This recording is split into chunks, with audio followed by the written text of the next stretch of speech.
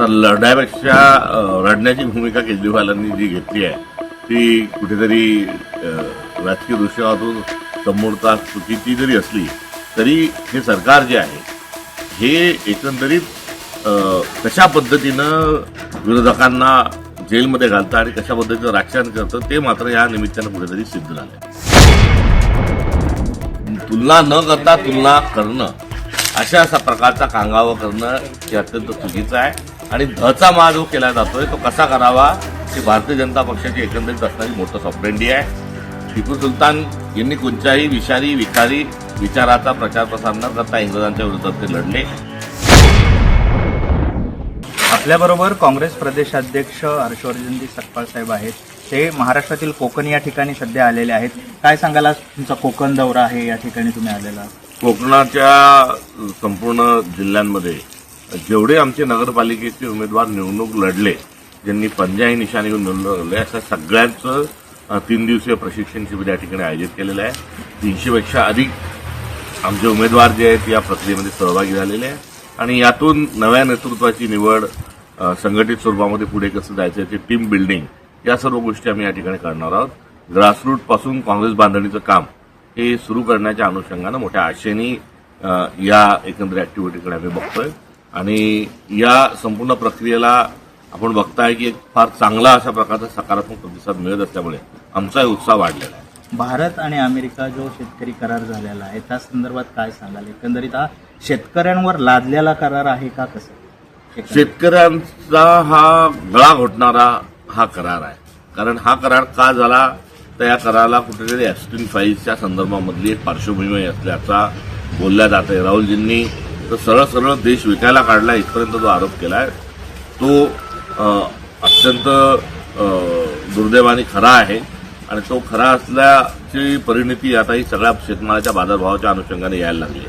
कापूस, सोयाबीन, मका यावर थेट स्वरूपामध्ये या कराराचा झटका बसलाय आणि प्रत्येक या शेतमालाला आता उतरती कळायला लागली आहे.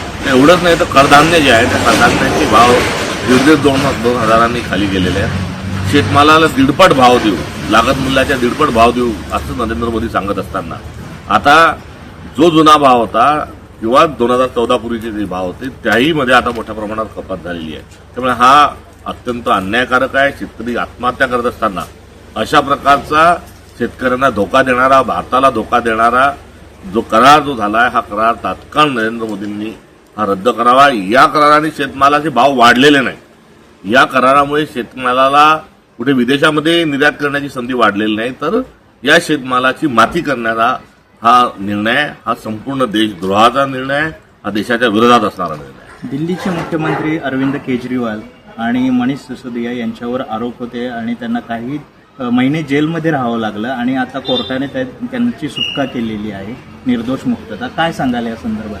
काल केजरीवालांचा रडणारा व्हिडिओ हा मोठ्याने व्हायरल होत आहे. आता लढण्यापेक्षा रडण्याची भूमिका केजरीवालांनी जी घेतली आहे ती कुठेतरी राजकीय दृष्टिकोनातून समोरता चुकीची जरी असली तरी हे सरकार जे आहे हे एकंदरीत कशा पद्धतीनं विरोधकांना जेलमध्ये घालतं आणि कशा पद्धतीचं राजकारण करतं ते मात्र या निमित्तानं कुठेतरी सिद्ध झालंय. भाजपने जाणून बुजून त्यांना केजरीवालांना त्रास दिलाय असं तुम्हाला यातून म्हणायचं आहे का? या प्रकरणामध्ये कोर्टाने जर त्यांना निर्दोष जर सोडलंय, 2 वर्षापेक्षा अधिक काळ जर एखादा आरोपी जर जेलमध्ये राहिलाय, मुख्यमंत्री असताना एखाद्या व्यक्तीला जर अटक केली आहे आणि कोर्ट जर निर्दोष सांगतोय तर 2च भाग आहेत.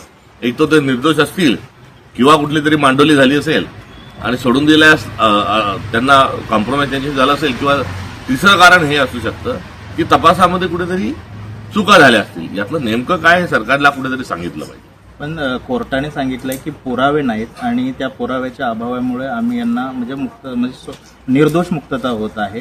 जर सत्यच नाही तर मग यांना कशासाठी आतमध्ये डांबून? बरोबर आहे ना. ते ती जी आहे या संदर्भात सरकारने एवढ्या दीर्घकाळ जेलमध्ये कोणालाही, तो सामान्य माणूस असे का किंवा मुख्यमंत्री असो का, आमच्या राजकीय पक्षाचा असो का विरोधी पक्षाचा असो का, शेवटी न्याय मिळणं ही महत्वाची बाब आहे. आणि एकीकडे आपण एनसीआरटीसीच्या पुस्तकामध्ये केंद्र सरकार हा न्यायव्यवस्थेला भ्रष्ट म्हणत असताना दुसरीकडे अशा सर्व निकालांच्या अनुषंगानं आता कोर्टाने ताशेर ओढणं सरकारवर, यामुळे एकंदरीत सर्व व्यवस्था जी आहे ही ढवळून निघाली आहे. महाराष्ट्राचं गृह खातं कशा पद्धतीने काम करतंय तुम्हाला आता महाराष्ट्रातलं सांगा. महाराष्ट्राचा गृहमंत्री हा घाशीराम कोतवाल आहे, अशा प्रकारची शंका निर्माण व्हावी अशी खूप मोठी प्रकरणंही होत आहेत. या महाराष्ट्राला पूर्णवेळ गृहमंत्री नसल्यामुळे कायदा व सुव्यवस्थेची पुरती वाट लागलेली आहे आणि महाराष्ट्राच्या कायदा व सुव्यवस्थेच्या ती लक्तरं ही आता महाराष्ट्राच्या वेशीवर ही कुठे टांगल्या गेलेली आहेत. महाराष्ट्रात जे गृह विभाग आहे, पोलिसांचं जे ब्रीदवाक्य आहे, सदरक्षणार्थ आणि खलनिग्रहणार्थ, या अनुषंगानं हे पोलीस काम करत नसून कुठेतरी सज्जनांना त्रास तर खलत्व करणाऱ्यांना सुरक्षा, अशा प्रकारचं एकंदरीत या गृह विभागाचं चित्र आहे. राहुल गांधी किंवा तुम्ही इथे महाराष्ट्रामध्ये कृषी म्हणजे शेतकऱ्यांसाठी मोठं नेतृत्व म्हणजे मोठं आंदोलन किंवा काही उभा करणार? हो, निश्चित आम्ही त्या संदर्भामध्ये पदयात्रा ज्या आहेत त्या आमच्या सुरू होणार आहेत. त्यामुळे नागपूर विभागामध्ये, मराठवाड्यामध्ये आणि खानदेशात आमच्या पदयात्रा आहेत. 2 दिवसाच्या 3 दिवस आम्ही पदयात्रांचं आयोजन आहे. तर राहुल गांधींच्या नेतृत्वामध्ये एक मोठी किसान रॅली देखील आम्ही करणार आहोत. महाराष्ट्राला अपेक्षा आहे की आमच्या हिताचं सरकार यावं, आमच्या हिताचे निर्णय व्हावे किंवा सरकारनं हिताचे तरी निर्णय आमच्या व्हावे, जेणेकरून हा जो करार आहे तो आम्हाला घातक करार आहे. करार हा घातकच आहे. अच्छे दिनचं गाजर दाखवून सत्तेवर आलेल्या या मोदी सरकारचा निषेध करत असताना कुठेतरी आता शेतकरी कोई लौटा दे मुझे बेटे हुए दिन असं देखील म्हणायला लागलाय. कारण मनमोहन सिंग साहेबांच्या काळात आपण बघितलं की शेतमालाला मोठ्या प्रमाणावर भाव मिळत होते. हरभरा जो आहे, तूर जी आहे ही 10-12 हजाराच्या वर कुठेतरी होती. सोयाबीन हे 7-8 हजारापर्यंत सोयाबीन गेलं होतं. कापूसही जे आहे ते 10 हजाराच्या घरात गेलं होतं. मकाई जी आहे ही देखील चांगला तिला बाजारभाव मिळत होता. त्यामुळे असे बाजारभाव मिळत असताना त्यामध्ये 1.5 पटीने किंवा निम्म्याने हे भाव कमी येणं आणि जे कृषी निविष्ठा ज्या आहेत त्या दुपटीने तिपटीने वाढणं, हा कुठेतरी शेतकऱ्याशी केलेला घात आहे. ती चाय पे चर्चा कुठे गेली, ते शेतमालाच्या भाव आणि काय काय सांगणार होते ते कुठे गेलं. स्वामीनाथन नावाचा एक आयोग होता, त्याची अंमलबजावणी करणार होते, त्याचं काय झालं. अण्णा हजारे आपल्या त्यासाठी उपोषणाला बसले होते, ते कुठे झोपी गेले. असे सगळे प्रश्न या निमित्ताने या ठिकाणी उपस्थित होतात. या 15 वर्षात देशाला गड्ड्यात घालण्याचं काम आणि विशेष करून शेतकऱ्याला ची छळवणूक जी आहे ही या सरकारने मांडलेली आहे आणि मुठभर लोकांचं, दोघातिघांचं चांगभलं करण्याकरता उद्योगपतींचं आता सरकार त्यांच्या घरीच पाणी भरण्यामध्ये व्यस्त असल्याचं दिसून येतं. देशाचं सर अर्थ बजेट सादर झालं आणि त्यामध्ये सर्वसामान्य नागरिकांना काय मिळालं? अर्थसंकल्प जाहीर होताना सगळ्यात दीर्घकाळ अर्थसंकल्प जाहीर करण्यामध्ये सध्याच्या अर्थमंत्री आहेत. मात्र त्यांचं बजेट जे आहे त्या बजेटची कधीच कुठेही चर्चा होत नाही किंवा बजेटमध्ये त्यांनी फेकलेले जे आकडे आहेत ही धुळफेक आहे अशा प्रकारे देखील आता बोलत चाललंय. या सर्वांमध्ये राजकारण त्या ठिकाणी आहे. पक्ष हा असेल तो असेल तोही आपल्या ठिकाणी आहे. मात्र निराशा जी आहे ही मोठ्या प्रमाणावर एक निराश भारतीय नागरिक होत आहे. हे सर्वात मोठं लोकशाहीचं आणि आपल्या देशाचं नुकसान हे मोदी सरकारच्या माध्यमातून झालं आहे. अमेरिका आणि इराण युद्ध सुरू आहे सर, आणि तिथे जे आपले नागरिक आहेत त्यांना दूतावासामार्फत परत भारतात आणलं पाहिजे तर काय सांगाल? आता लेटेस्ट ही त्यांनी जो रेड अलर्ट होता हा फार आधीच दिला होता आणि आपल्या दूतावासाने देखील तशा प्रकारच्या नोटिसेस दिल्या होत्या. एव्हानाच या सर्वांना सुरक्षित हलवायला पाहिजे होतं. देशातून थेट स्वरूपात भारतात हलवायला पाहिजे होतं. काही तांत्रिक अडचणी आल्या असत्या तर त्या लगतच्या देशामध्ये कुठेतरी व्यवस्था करायला पाहिजे होती.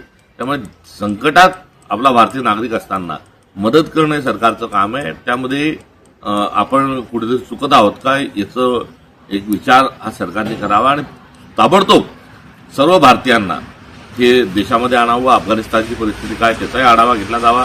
तिथे जे भारतीय नागरिक आहे त्यांच्या देखील जीवनाच्या आणि त्यांच्या देखील जीवितवाची जी हमी आहे ती सरकारने भरली पाहिजे. तुलना न करता तुलना करणं अशा प्रकारचा कांगावा करणं हे अत्यंत चुकीचं आहे आणि धचा मा जो केला जातोय तो कसा करावा हे भारतीय जनता पक्षाची एकंदरीत असणारी मोठं सॉफ्टवेंडी आहे.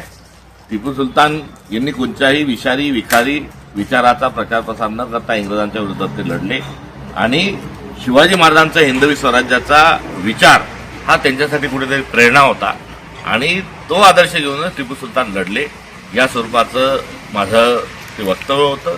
यात गैर काय हा माझा प्रतिप्रश्न उरला आहे आणि सोबतच प्रश्नपत्रकारांनी आपण जसा आता विचारत असताना सामाजिक तेढ निर्माण होऊ नये म्हणून सर्व कार्यालयांमध्ये सर्व ज्यांच्यावर आस्था आहे अशांचे फोटो सोबत राहावे, जेणेकरून समाज गुन्हा गोविंदान राहील. या आशयाच्या प्रश्नावर मी जे बोललो, यामध्ये कुठेही तुलनेचा भाव नाही. यामध्ये उलट आदर्श शिवाजी महाराजांचा घेतला हे देखील मी त्या ठिकाणी अधोरेखित केलं होतं. मात्र अशी तुलना करणं हे नीचपणाचं एक लक्षण आहे, हे या निमित्तानं मला आपल्याला सांगू देतं. सर काय सांगाल मग भाजपने एवढं जे आंदोलनं केली आणि तुमच्या वाक्याचा विपर्यास केला असं तुम्हाला म्हणायचं आहे? मला म्हणायचं काय, ते पब्लिक डोमेनमध्ये आहे. Yes. मी जे काही बोललोय, मी काही धजामा करत नाहीये. जे बोलल्या गेलं आहे ते 70 मिनिटाची बाईट आहे. मी काय बोललोय ते पब्लिक डोमेनमध्ये आहे आणि यामध्ये भ्रम निर्माण केला जात आहे, हे या बाबतीचं मला निश्चित दुःख आहे. शिवप्रेमींना भडकून देणं किंवा एखाद्या व्यक्तीचं जो या बहुजनांच्या विचाराने राहतो त्या व्यक्तीचं चारित्र्यहनन करणं हा यामागचा त्यांचं कारस्थान आहे. आणि सोबतच महाराष्ट्रभर त्यांना दंगली भडकवायच्या होत्या आणि त्या दंगली भडकवण्यामध्ये कुठेतरी बाधा आली म्हणून देखील ते चिडलेले दिसतात. टिपू सुलतानचा उल्लेख संविधानात आहे असं तुम्ही म्हणता? हो, भारताचं प्रकरण 16 जे आहे, भारतीय संविधानाचं प्रकरण 16 जे आहे, तिथे टिपू सुलतान आणि झाशीच्या राणीचा त्यामध्ये तसबीर त्या ठिकाणी या भारताच्या मूळ संविधानात आहे. छत्रपती शिवाजी महाराज आणि गुरु गोविंद सिंग यांची देखील प्रतिमा भारताच्या संविधानात आहे. त्यामुळे संविधानामध्ये या व्यक्तीचा फोटो असणं हे आपल्याला संविधानातल्या सर्व आपल्या प्रतीकांचा आणि सर्व माणसांचा आपण आदर केला पाहिजे. हीच आपल्याला असणारी एकंदरीत शिकवण आपण ही पाळली पाहिजे. ज्या टिपू सुलतानवर आज भारतीय जनता पक्ष आगपाखड करते आहे आणि व्हॉट्सअप युनिव्हर्सिटीतली जी माहिती जी आहे ती मुख्यमंत्री थेट सभागृहात आता ती पटलावर ठेवावी. त्याच्यावर इतिहास मंडळ आहे ते अभ्यास करतील. त्याच्या संदर्भातली माहिती जी आहे ती लोकांपुढे येईल आणि ती न आणता आज जे जातीवर आणि माणसाची जात बघून धर्म बघून जे राजकारण होतंय हे अत्यंत चुकीचं आहे. वास्तविक पाहता ऑब्झर्व्हर हे राष्ट्रीय स्वयंसेवक संघाचं जे मुखपत्र आहे त्याचे 35 वर्ष संपादक राहिलेले, राज्यसभेचे 6 वर्ष खासदार राहिलेले, पॉंडिचेरीचे राज्यपाल राहिलेले अशा भारतीय जनता पक्षाच्याच माणसांनी रिअल हिरो ऑफ इंडिया हे पुस्तक लिहिताना एक प्रकरण टिपू सुलतान बद्दल लिहिलंय. त्यांचा शौर्य त्यांनी सांगितलंय. त्यात शिवाजी महाराज त्यांनी लिहिले नाही, अलबत्ता तो विषय निराळा. आणि तेव्हा कुठल्याही प्रकारचे ऑब्झर्व्हरचे संपादक लिहितात तेव्हा भारतीय जनता पक्षाला आक्षेप नाही. शेट्टरजी जे आहेत कर्नाटकमधले भाजपचे मोठे नेते, ते जेव्हा कर्नाटकमध्ये सरकार चालवत होते तेव्हा त्यांनी एक मोठा ग्रंथ हा टिपू सुलतानांबद्दल लिहिला. मागचे जे राष्ट्रपती होते कोविडजी, हे कर्नाटकमध्ये जेव्हा गेले तेव्हा त्यांनी मोठं गुणगान करणारं टिपू सुलतान यांचं भाषण त्यांनी त्या ठिकाणी केलं. त्यावेळेस भारतीय जनता पक्षाला आक्षेप नव्हता.